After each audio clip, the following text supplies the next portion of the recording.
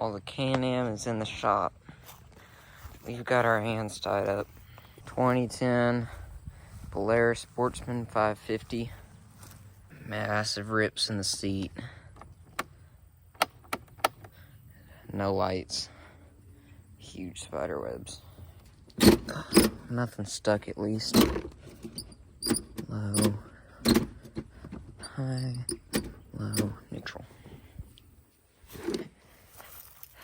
Deer feeder on the back. Bet you the wasp is gonna come out and bite me. Chopped off axles. Alright.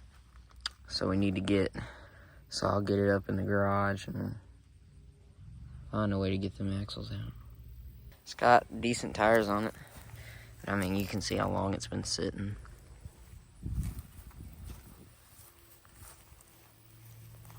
Alright. Let's try to get it jumped. If I'll hope that it's just a dead battery. Then we can get it jumped and get it brought up and start digging into it. Alright, so in order to get to the battery cover, it looks like somebody already did that.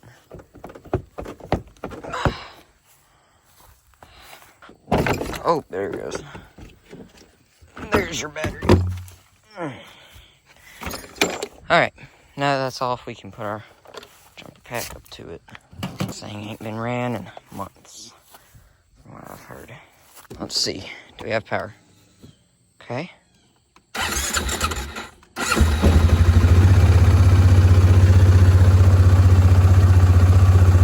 Let's see if it'll hold after we take this off. Okay. Nope. Alright. I'm gonna have to do this two-handed, so I'll get back to y'all when it's up at the shop. Alright, so got the tires off. Yes, we're using a dirt bike stand to try and hold it up since I don't want it slipping off. That's the best thing I could find right now. So I guess our next plan of action is just to take this hub assembly off. Try and get the shock out of the way, maybe. I don't know. Just whatever my wrench leads me to, I guess. Alright, guys, so it's disassembled quite a bit. So we got a straight shot to the half axle, or what's left of it. Went ahead and attached some vice grips, and I don't have a slide hammer yet, so we have a lamp post thing. I mean, theoretically, it should work, but I have to find some way to hook this to the vice grip. Possibly welding. Yep. Well, we'll find a way to get it out sooner or later. Alright, so we got these axles out, half axles out last night. I'm going to tell y'all what we actually did. So we went ahead and greased everything up, and I started putting the shocks back in. But we actually had the wrong axles. I don't know where I laid them, but the axles we have are for the front. Yay. So what we did to get both of these out, this one was kind of like the project one. It's the struggle. So once we got that one out, we knew what to do with this one. So with this one, we just stuck this in a little opening and then hammered it in till it's about like right there. And then we took a crowbar and just pried on it and popped right out. Super easy. But we had to get that side out. And you can see how stuck these things were. Just some PB blaster. That ended up getting it out without an issue. So now that we already have the front axles, I actually have no idea where they even are. Okay, well, now that we have the front ones, I'm going to go ahead and start disassembling the front just to be able to pull the front half axles out. Since they're still intact, we'll go ahead and put new ones in, grease everything up in the front, and get this thing back rolling. Alright, see you then. Honestly, I'm being so, real. That was easy. Only hard part was, as you can see, we had to use some PB. Was that? I think this is called the control arm. I don't know. So yeah, I thought that was supposed to be straight through. Like back. If not, guess not. Okay, well, all I had to do was turn this a little bit, and it just pull on it, pops right out. That was easy. Like I said, the only issue I had was this right here. So, both sides are done. All I did was, as y'all can see, I took off, which one was it? This one. Yeah, it's this one. I took that off. I didn't take the shock off, just loosened it and then held this up with a bungee cord. Took the tie rod off, and there it is, just straight through. So, I'm going to go ahead. Our new ones have actually been sitting for a while, so they got a little bit of rust on them. But I'll clean it up and slap her in. So, I'll get back to y'all once those are in. I'm telling you right now, that was a pain. But it's in. Now, everything's not torqued down, but it spins and it turns. All that clanking is that tie rod over there. It's not hooked up, but...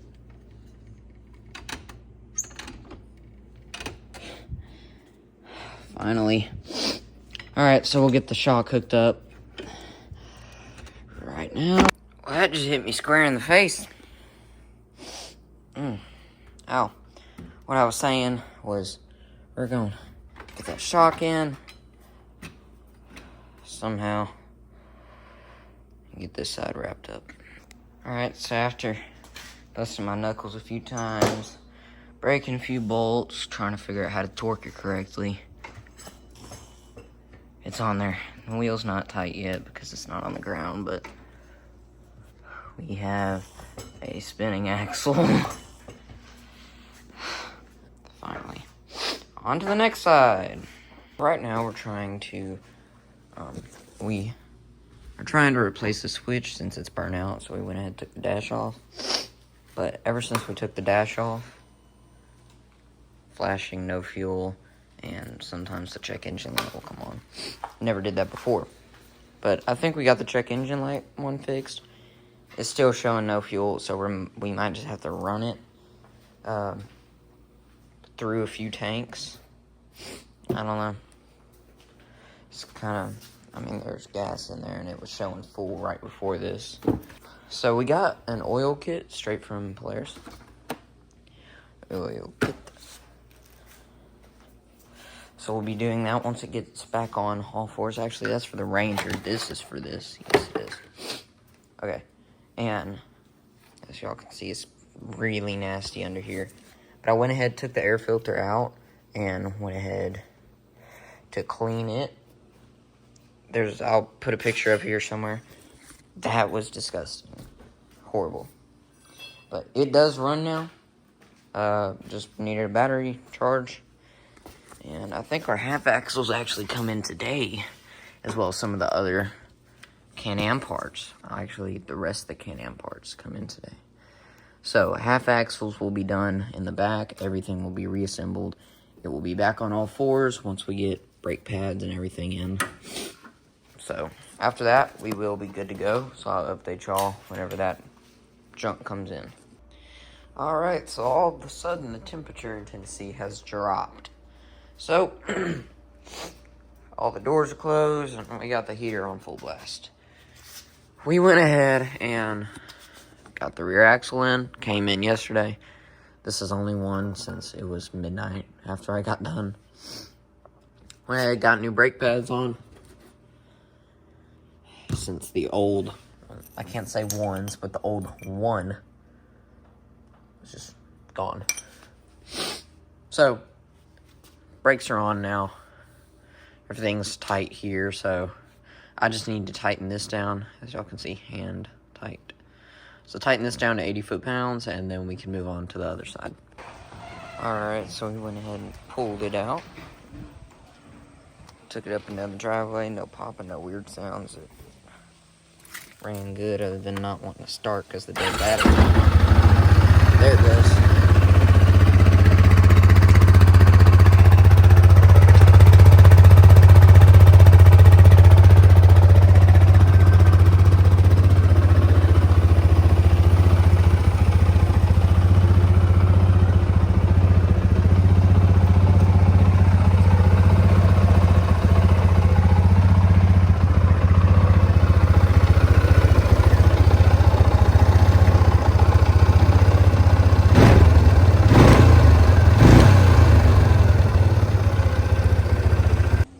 as y'all can see, it doesn't have issues starting and running. We are going to go ahead and pull this battery out and replace it, though that does kind of look like a headache. But we will pull it out and replace it. For now, though, we're going to go ahead and pull these front tires off, change out the brakes on them. As y'all can see, we got new lug nuts because we were missing a few. So we'll pull the fronts off, put on new brake pads, get the brakes good, and then we'll do the oil change on it. And actually, let's see real quick. These Can-Am wheels match up to the Polaris.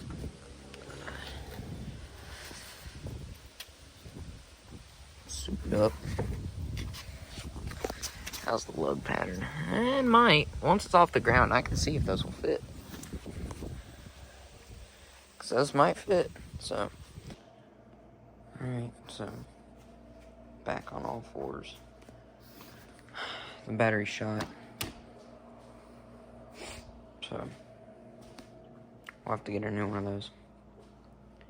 But, oil is changed. It came without the other part of the axles, but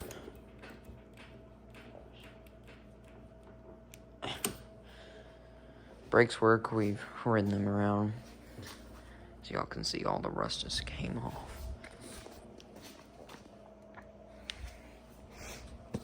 So brakes are wearing back good.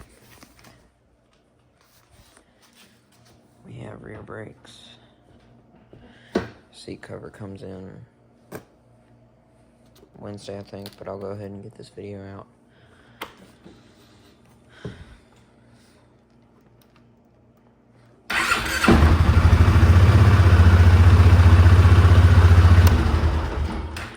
So starts and runs good.